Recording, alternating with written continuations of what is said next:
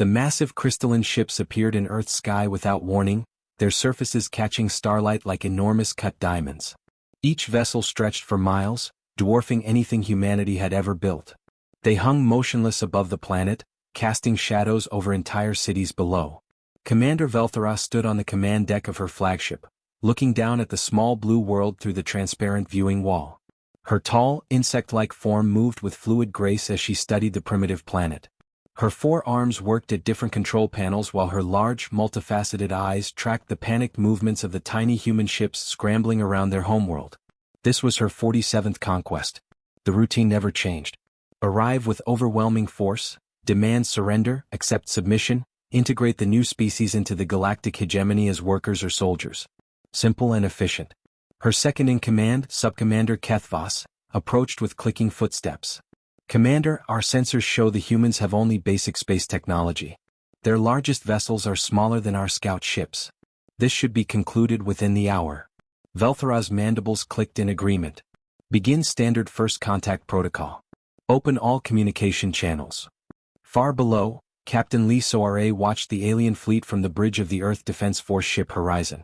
The vessel was humanity's most advanced warship, though it looked like a toy compared to the massive craft hanging in space above them. Her crew of 30 moved quietly at their stations, professional and calm despite the magnitude of what they faced. Lieutenant Park Jinwoo checked his weapon systems for the 3rd time in 10 minutes. The 28-year-old weapons officer had trained for this moment his entire career, but no simulation had prepared him for the reality of seeing alien warships with his own eyes. At the communication station, Officer Kim Hana monitored the flood of transmissions coming from Earth. World leaders demanded answers.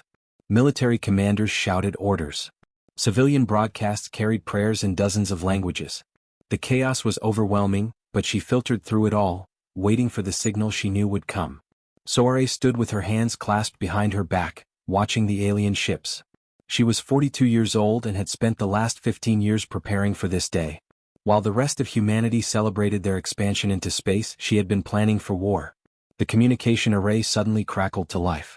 Every screen on Earth lit up simultaneously as the alien transmission overrode every satellite, every radio, every television broadcast. The voice that emerged was cold and mechanical, processed through translation software that stripped away all emotion. Attention, inferior beings of the 3rd planet, the voice announced with absolute authority. I am Commander Velthara of the Kethmari Battle Fleet, speaking for the galactic hegemony. Your primitive civilization has been evaluated and found suitable for integration into our empire. On Earth's surface, billions of people stopped what they were doing and listened in stunned silence. In government buildings, leaders huddled around communication devices. In homes, families gathered around their screens. Your species will cease all resistance immediately, Velthara continued. You will surrender your weapons, your ships, and your leaders. You will kneel before your superiors and accept your designated role in the cosmic order.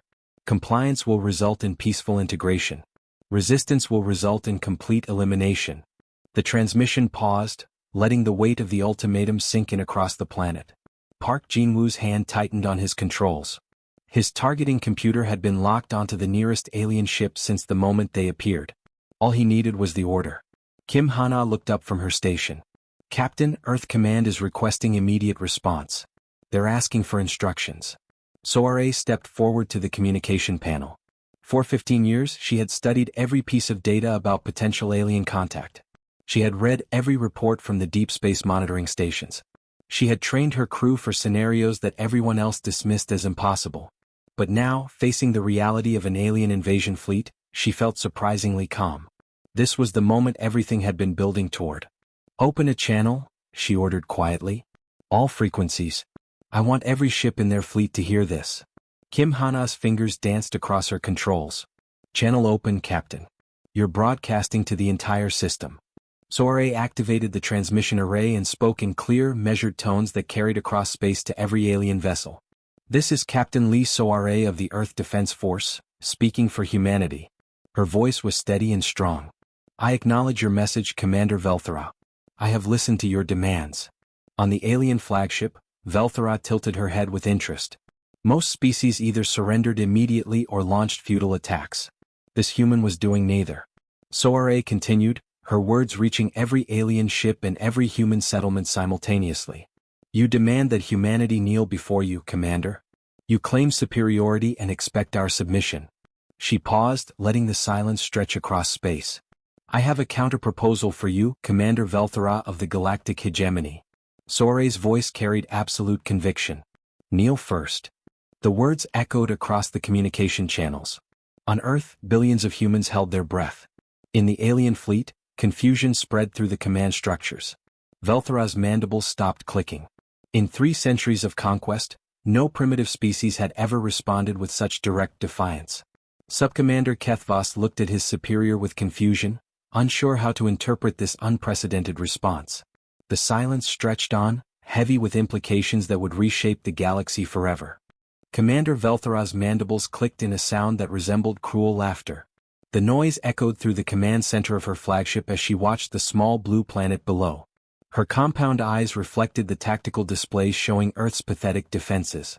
A few primitive space stations, some basic orbital platforms, and what appeared to be experimental warships that barely qualified as military vessels. These creatures clearly had no idea what they were facing.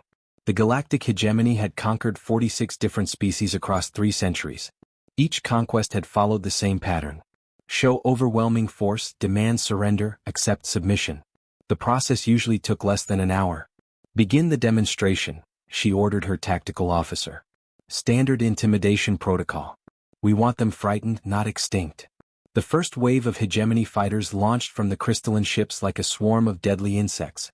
Each fighter craft was the size of a human building, armed with energy weapons that could melt through solid rock. Their defensive shields shimmered around them like rainbow-colored soap bubbles, beautiful and nearly indestructible. Subcommander Kethvos monitored the attack from his station. 50 fighters deployed, Commander. Earth's defensive stations are attempting to lock weapons on our craft. Velthara's laughter grew louder. Let them waste their ammunition. Their primitive kinetic weapons cannot penetrate our shield technology. Standard hegemony doctrine called for a careful show of overwhelming power. Destroy enough enemy forces to break their spirit, but leave enough infrastructure intact to make the new slaves useful. It was a delicate balance that had worked perfectly for 300 years. But as the alien fighters entered Earth's outer defensive ring, something completely unexpected began to happen. The first explosion caught everyone by surprise. A hegemony fighter, protected by shields that should have been impenetrable, suddenly burst into flames and debris. Then another. And another. Shields down on multiple contacts. Subcommander Kethvos reported, his voice rising with alarm. Commander, we are losing fighters. How are their primitive weapons penetrating our barriers? Velthara's laughter died as she stared at her tactical display. Red warning indicators flashed across the screen as fighter after fighter was destroyed by weapons that should not have been able to harm them. On the bridge of the human warship Horizon, Captain Lee Soare watched the alien attack with cold satisfaction. Every explosion, every destroyed fighter craft represented years of careful preparation finally paying off. Ma'am, first wave contact in 30 seconds, Lieutenant Park Jinwoo reported from his weapons station.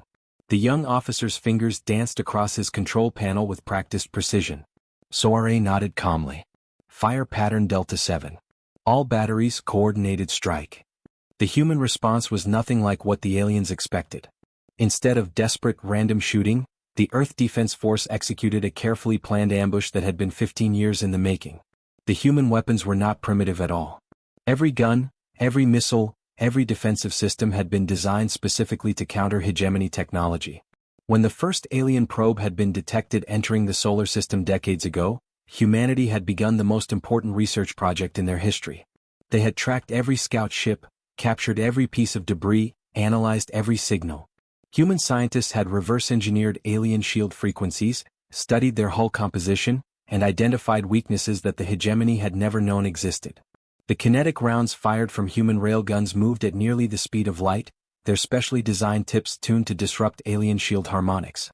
Nuclear-tipped missiles carried warheads that exploded at precisely calculated frequencies to overload alien defensive systems.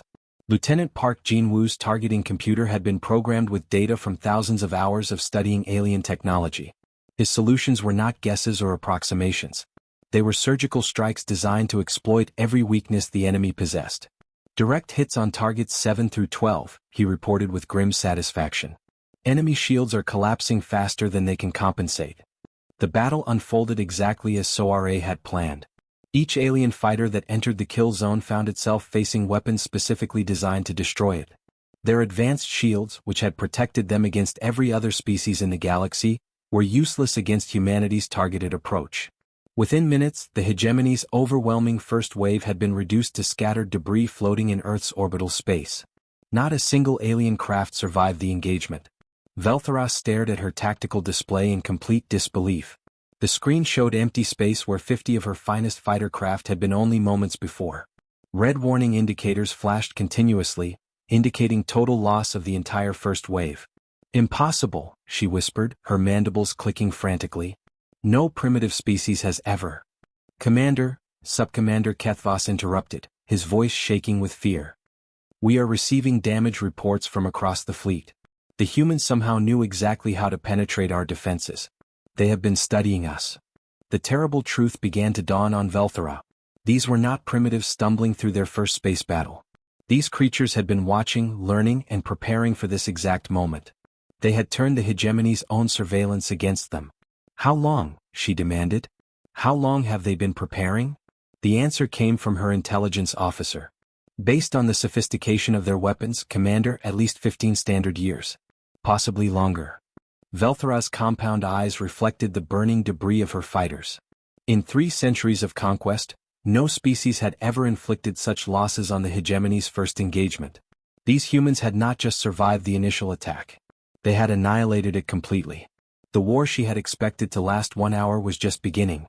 The expected second wave of alien fighters never launched from the crystalline ships. Instead, something far more terrifying began to unfold across the solar system. What had appeared to be empty space suddenly came alive with human vessels emerging from hiding places that should not have existed. Commander Velthara stood frozen on her command deck as her sensors registered impossible readings. Ships were appearing from behind asteroids, rising from the surface of Mars, sliding out from the dark side of Earth's moon. Each new contact made her situation worse. "Tactical report," she demanded, her 4 arms working frantically at her control stations. Subcommander Kethvas studied his displays with growing alarm. His voice shook as he delivered the numbers. "Commander, I count 17 separate task forces. No, wait, 21. They keep appearing from everywhere. How did they hide so many ships?" The answer was decades of careful planning. While the galactic hegemony had dismissed humanity as primitive, Captain Soare had been preparing for this exact moment since the first alien probe had been detected 15 years ago. Every mining operation in the asteroid belt had served a dual purpose. Every lunar research station had hidden weapon systems. Every Mars colony had been designed with military capabilities. On the bridge of the horizon, Soare coordinated the largest military operation in human history with calm efficiency. Her communication board showed connection to commanders across the solar system, each leading forces that the aliens had never suspected existed. "Minho report," she spoke into her headset. Commander Choi Minho's voice crackled back from the Luna Squadron. 36 ships ready for pincer movement. We have the alien fleet's left flank. Very status? Captain Yunairi commanded what had once been asteroid mining platforms. Conversion complete. All civilian miners are now missile platforms. We have enough firepower to level a continent. Soare nodded with satisfaction. Every civilian ship in the system had been quietly retrofitted with weapons over the past decade. Cargo haulers carried nuclear warheads. Tourist shuttles mounted laser arrays. Even the smallest maintenance pods had been turned into guided missiles. The aliens were about to learn that humans did not fight fair. Velthara watched in growing horror as her tactical display filled with red enemy contacts. The humans had somehow hidden an entire fleet throughout their solar system. Worse, they were not following any recognizable battle formation. Instead of organized waves, they attacked from every direction at once. "Begin evasive maneuvers," she ordered. "All ships, defensive posture." But the human attack defied every rule of civilized warfare. Small ships accelerated directly toward her massive vessels at impossible speeds. Any sane species would have tried to preserve their forces. These humans seemed determined to ram her ships even if it meant their own destruction. The first impact sent shockwaves through her flagship. A human fighter, no bigger than a shuttle, had somehow penetrated her shields and crashed into her hull. The explosion tore a massive hole in her armor plating. "How did that small ship get through our barriers?" she demanded. Subcommander Kethvas studied his readings with confusion. "Commander, their weapons are designed specifically to counter our technology.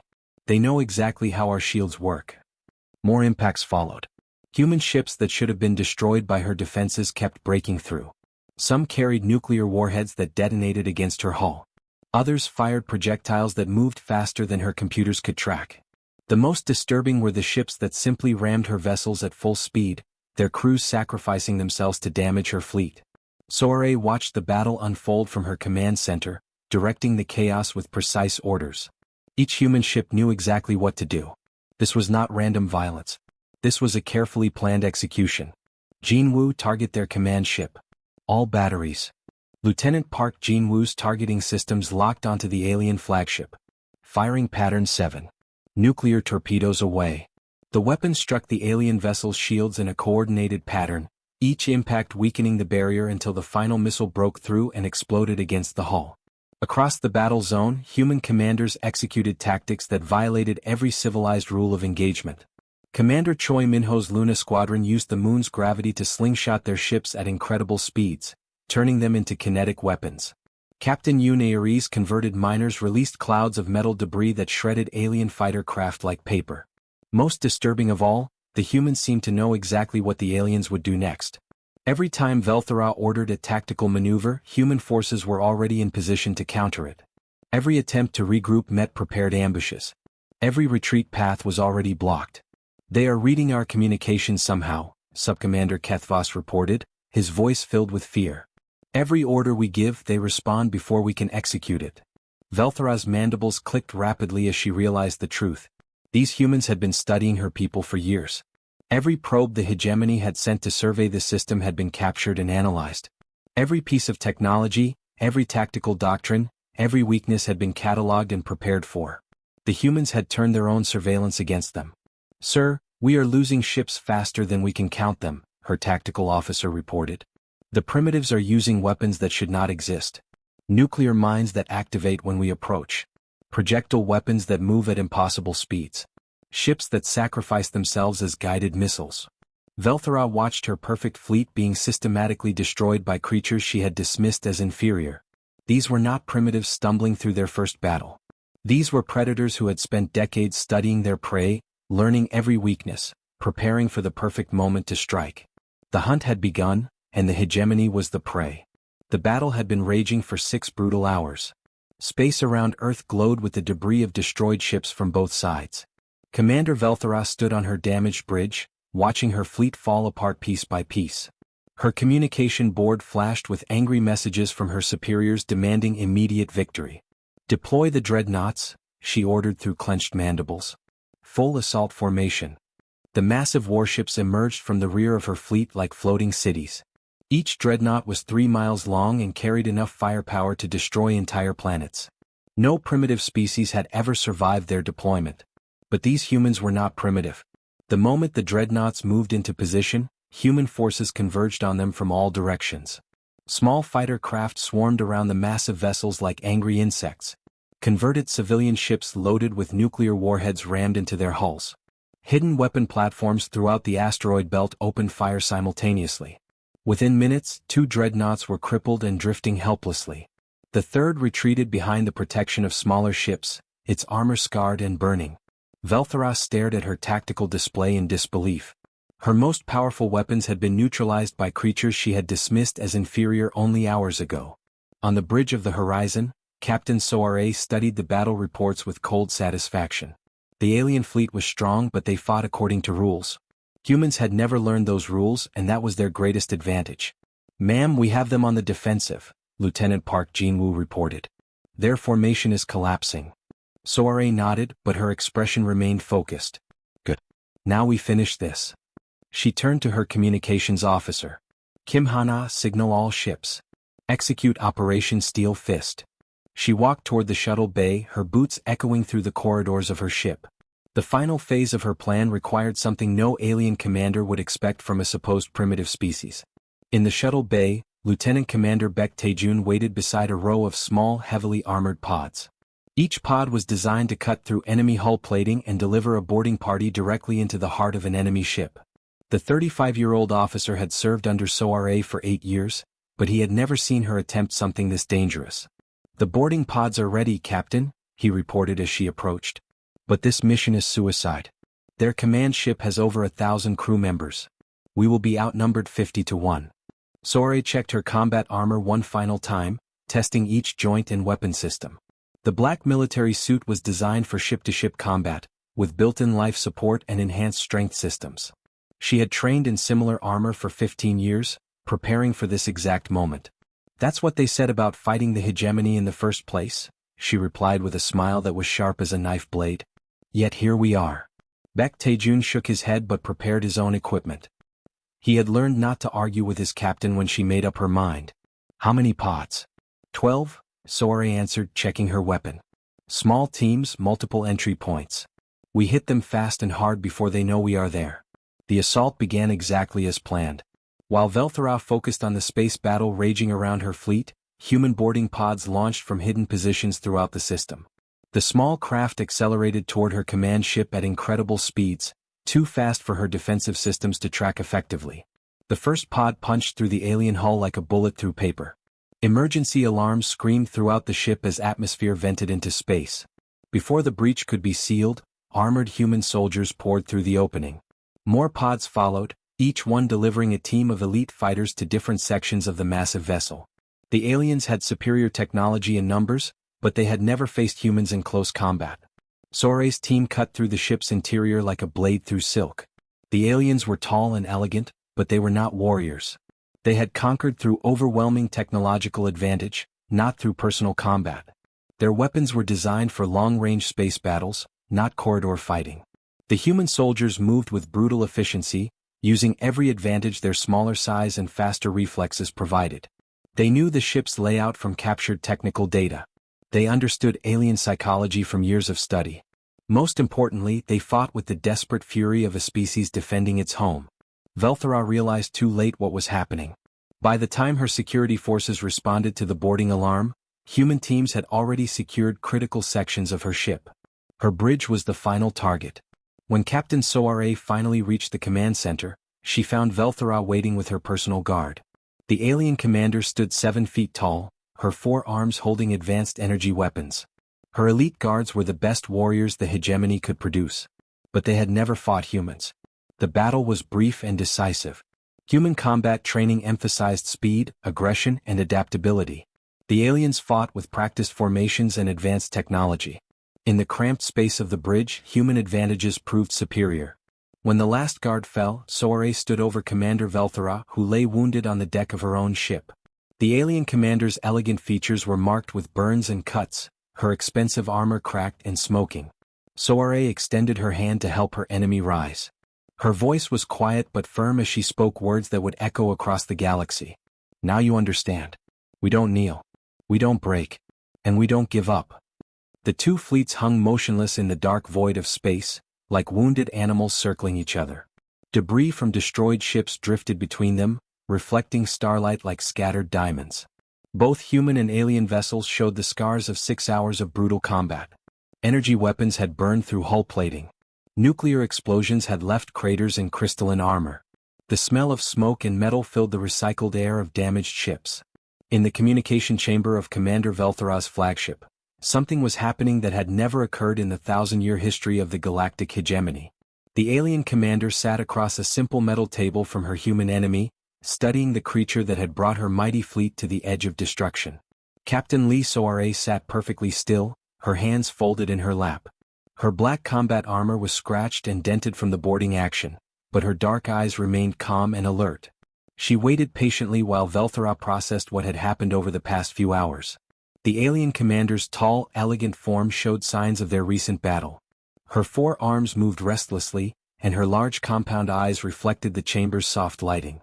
For the first time in her long military career, she had been outfought by what she had assumed were primitive creatures. Your species fights without honor, Velthara said finally, her mechanical translator giving her words a cold, distant quality. Soare's expression did not change. We fight to survive. Honor is a luxury we have never been able to afford. But the methods you use? Velthara's mandibles clicked with distaste. Ramming attacks. Nuclear mines. Converting civilian vessels into weapons. These tactics violate every civilized rule of warfare. Whose rules? Soare asked quietly. Rules written by species that had the luxury of fighting equals? We are not equal to you in technology or numbers. We had to find other advantages. Veltharos studied the human more carefully.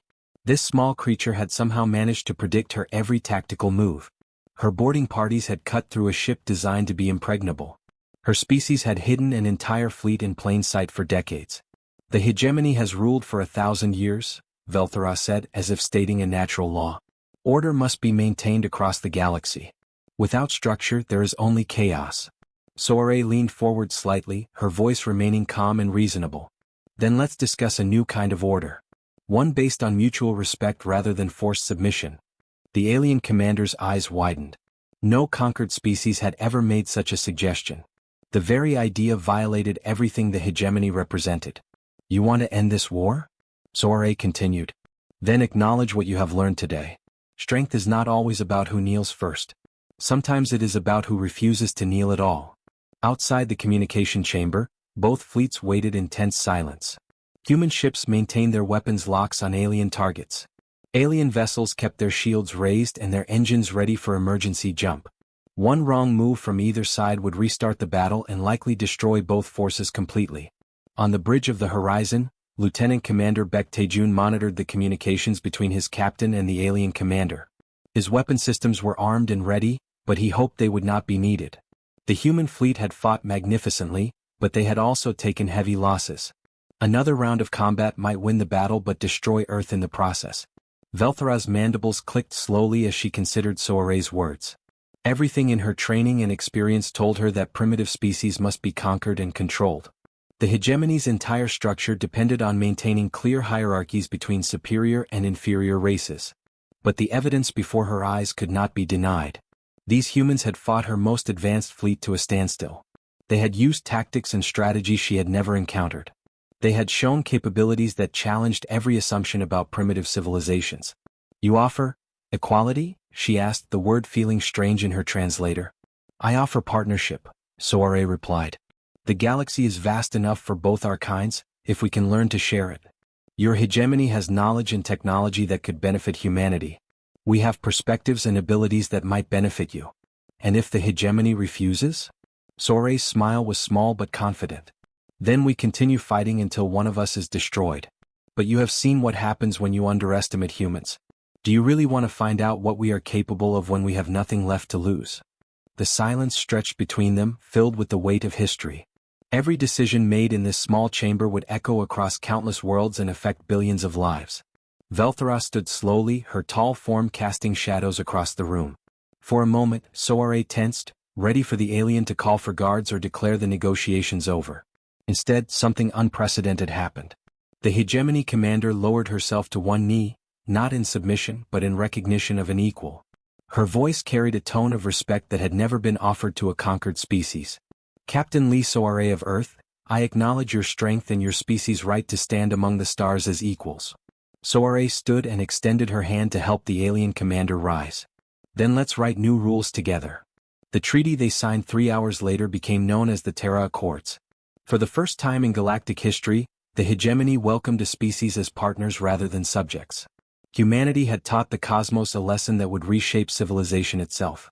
Sometimes the best way to earn respect is to refuse to give in to fear.